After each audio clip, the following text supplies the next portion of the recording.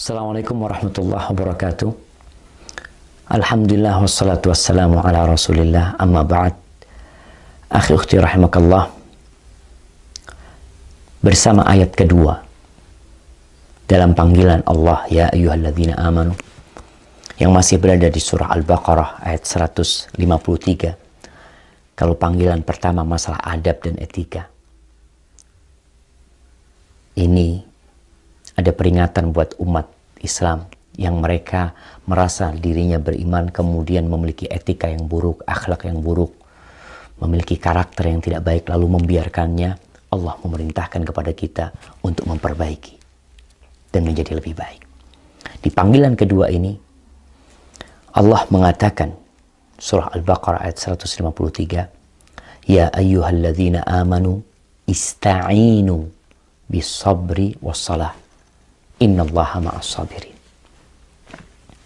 Kata Allah, wahai orang-orang yang beriman, minta tolonglah kalian dengan sabar dan sholat. Jadikan sabar dan sholat itu penolong. Sesungguhnya Allah bersama orang-orang yang penyabar. Allah memerintahkan kepada orang-orang yang beriman dalam permasalahan dunia mereka, dalam permasalahan agama mereka, agar mereka menjadikan sabar dan sholat sebagai penolong. Seorang muslim dalam kehidupan ini, dia tidak akan lepas dari ujian. Baik ujian dalam permasalahan dunia atau dalam permasalahan agama. Sabar maknanya adalah menahan diri dari melakukan sesuatu yang dibenci oleh Allah Jalla Jalaluh. Baik dengan lisan atau perbuatan kita. Kita menahan diri. Salat kita tahu. Dan para ulama menjelaskan bahwasanya kesabaran ini ada 3 macam. Dan dalam 3-tiganya, seorang muslim perlu meminta tolong kepada Allah untuk bisa bersabar dalam menghadapi 3 hal ini. Yang pertama adalah sabar dalam melaksanakan perintah Allah.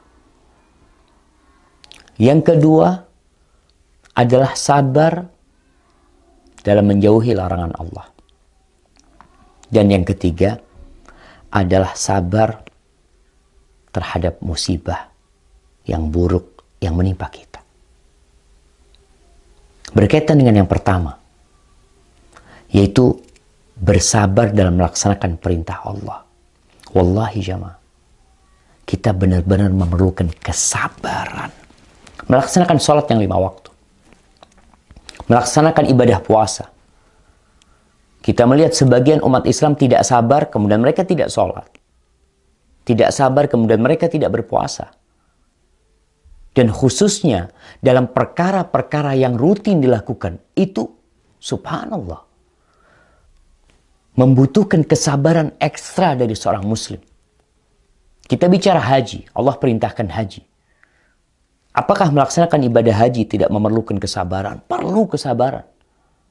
Perlu kekuatan iman di diri hamba, meninggalkan negerinya, meninggalkan pekerjaannya, meninggalkan usahanya, berangkat ke rumah Allah. Selama 20 hari, selama 30 hari, selama 40 hari, perlu kesabaran. Maka di sini seorang diperintahkan untuk bersabar.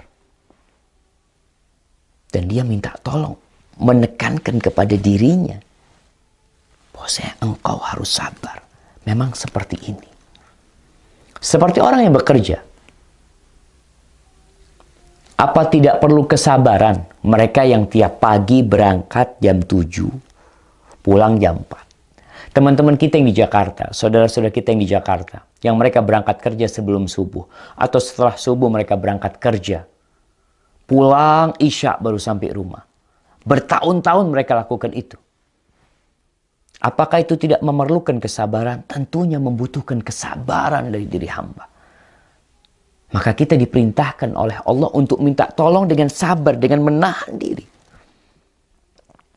Yang kedua adalah sabar dalam menjauhi larangan Allah. Meninggalkan kemaksiatan, jamaah. Itu berat.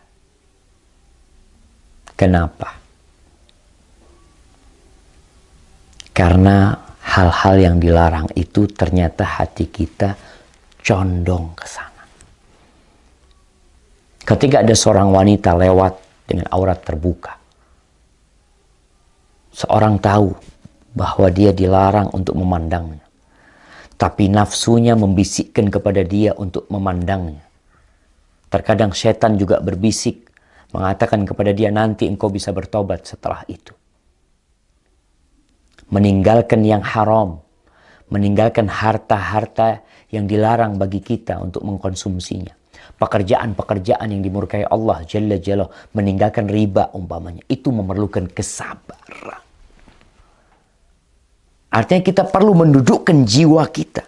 Kamu harus terima nih. Tahan diri. Itu kesabaran yang kedua. Sampai kapan kita sabar meninggalkan yang haram? Sampai mati. Allah mengatakan wa'bud rabbaka hatta ya'tiyakal yaqin. Beribadalah kepada Allah sampai kematian datang menjemput. Dan kesabaran meninggalkan yang haram menuntut kita untuk mempelajari mana yang haram dan mana yang halal. Mana yang harus ditinggalkan dan mana yang harus dikerjakan. Kalau kita nggak tahu, kita akan melaksanakan perintah-perintah Allah tanpa sadar. Kalau ternyata itu bukan perintah, kita menganggapnya itu perintah Allah. Itu dilarang sama Allah. Kemudian kesabaran yang ketiga adalah sabar dalam menghadapi musibah yang menimpa. Kita bisa berbuat apa? Kita tidak ingin keburukan menimpa kita. Kita tidak ingin anak kita meninggal dunia. Kita tidak ingin di PHK dari pekerjaan kita. Banyak hal-hal yang kita tidak inginkan, tapi takdir Allah berkata lain. Maka tugas seorang hamba ketika itu sabar dan husnudzan sama Allah. Allah perintahkan kita meminta tolong dalam menjalani kehidupan ini dengan sabar, artinya menahan diri dan melakukan sesuatu yang dibenci Allah. Kemudian dan sholat. Karena sholat ini ibarat charger buat kesabaran itu sendiri. Ketika udah gak tahan ya, udah hamparkan sejadahnya. Berangkat ke rumah Allah. Ucapkan Allahu Akbar. Hadirkan di dirinya Allah Maha Besar. Sehingga tumbuh kesabaran. Ya Allah, Engkau bisa membantu kita. Membantu hamba. Dan jamaah, tidak ada solusi termudah menghadapi petaka kecuali dengan sabar dan sholat.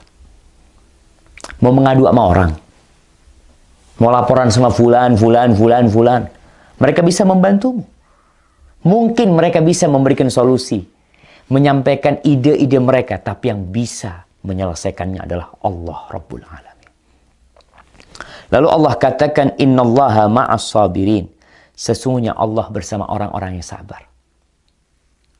Allah itu bersama seluruh makhluknya.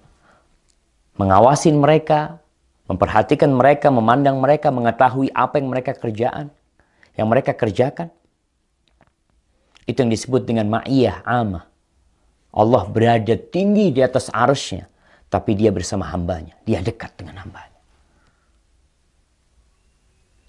Tapi buat orang-orang yang sabar, Allah bersama mereka. Memberikan petunjuk. Memberikan dukungan. Memberikan jalan keluar. Menguatkan keimanan di diri dia.